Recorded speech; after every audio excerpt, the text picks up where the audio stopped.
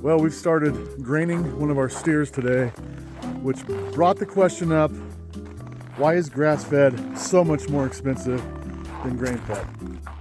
And the really short answer is very simple. It's just time.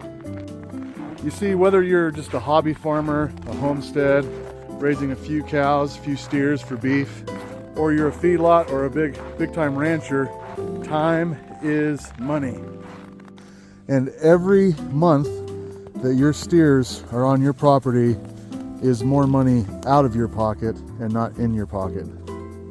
Although you may be supplementing grain to these grain-fed steers, and that's more added cost every day, it does not equate to more months on the ranch.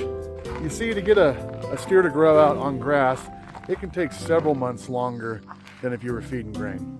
Because grain packs on the fat and it marbles the meat so much faster, so you could literally shave months off just by grain feeding to get them to finish. Getting rowdy, huh? Don't. Boy, he's getting rowdy. Hey, back up. Don't you play with me. Of course, grass-fed is a much leaner meat, and if that's what you're looking for, it will be leaner, but at the same time, you still need to go a little bit longer than the grain-fed. And of course, there again, that depends on whether or not you're trying to finish your steer out to the marketed, standard as far as the marbling and the meat and the fat content.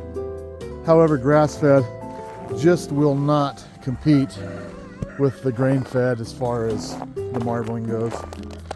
Now, that's not to say that grain-fed's better, grass-fed is better. It might boil down to personal preference.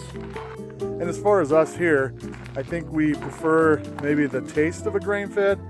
However, I believe the grass-fed is actually healthier, and so we kind of choose to go with grass-fed more often than not. So no matter how you look at it there, whether it's grass-finished or grain-finished, there's a lot of time involved, a lot of feed involved, just a lot of money involved and invested in these animals. So for us, that's why we need to charge more for our grass-finished steers than our grain-finished steers.